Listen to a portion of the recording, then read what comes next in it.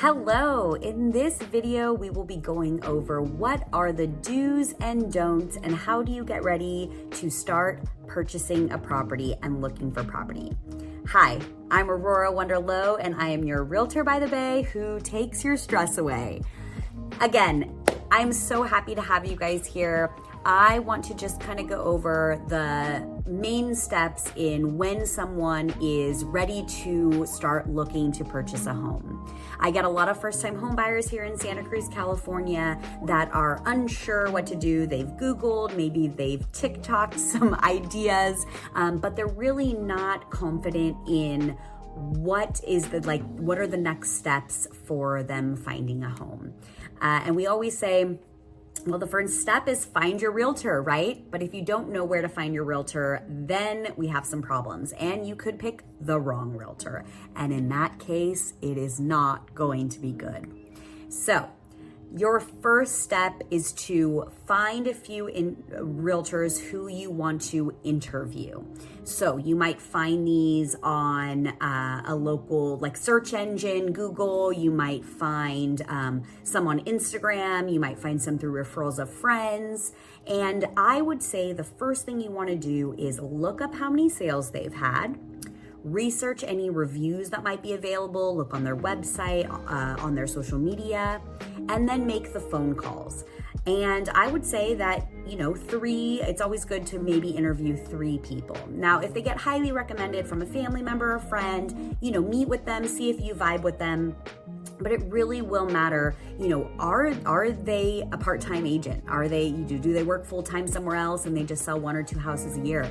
The fact is they're not going to be up to date on changes or any other kind of, maybe negotiation, right? They're not practicing their negotiation skills every day and it can cost you money. And unfortunately, I've seen a lot of people fall into this situation. So that is your first step. Research realtors, interview realtors. The next step after that is you would, before you start even talking to a lender, start gathering some documents. Gather some tax returns, gather your W-2s. If you're self-employed, just make sure you have those tax returns, maybe some statements from your bank, things like that. Those are kind of some of the items you're gonna need.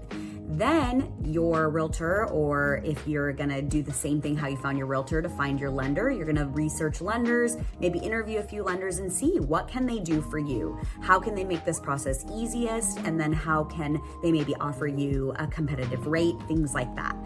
Again, it really matters who you work with in this business because this is the most stressful time of your life when you will be buying the biggest asset of your life. And you really wanna make sure that you're working with professionals and people who know what they're doing. So the next thing after that, you have your realtor, you have your lender, you're gonna get pre-approved. You need a pre-approval to purchase a property. You need to turn it in with your offer or give it very shortly after, after it gets accepted. But you do need it, you need to know what you qualify for before.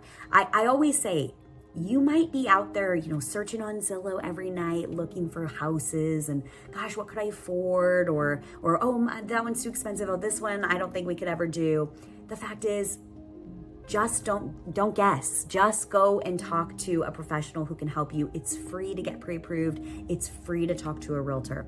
So once you do this and you know your purchase price, this is when your realtor will set you up on a search, potentially on the MLS. They'll take you around to properties. You get to go view open houses. You will need to sign a buyer broker agreement with your realtor. That is something that has changed on August 17th of this year. That is something that has changed. So you will need to sign a buyer broker agreement with your realtor. Now, again, do not get told that that's an agreement that you can never cancel or that you have to sign it,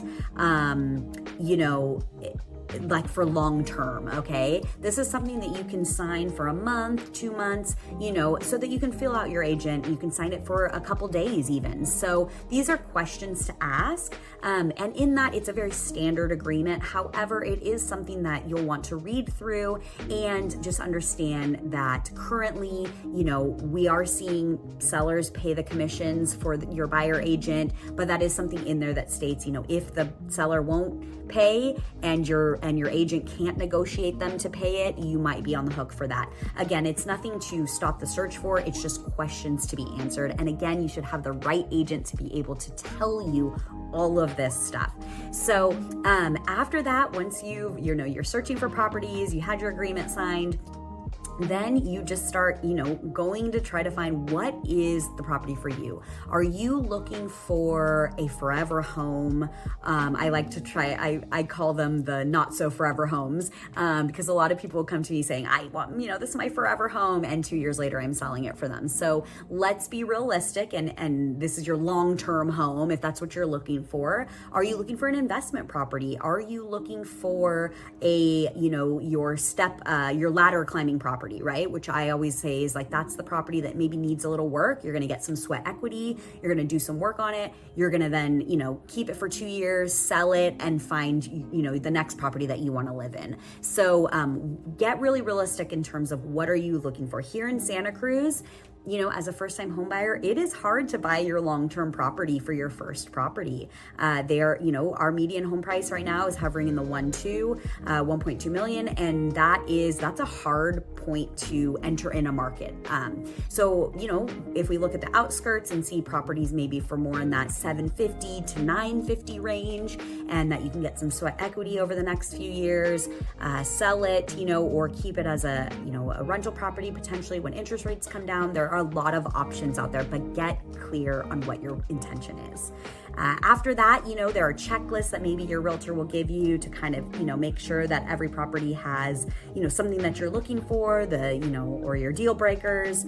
And then once you find the property that you want, your agent and yourself will talk about the next steps. And those next steps are writing an offer, negotiating, getting into contract, and starting and opening escrow, which is the process and the neutral third party that then holds funds and things like that. But that is the next step in terms of what is going to happen after you've located that property and gotten into contract. You will then open escrow, and there is a whole list of items that is done after that, which will be in another video. So make sure you subscribe, send this to someone who needs it, and remember, your realtor is working for you.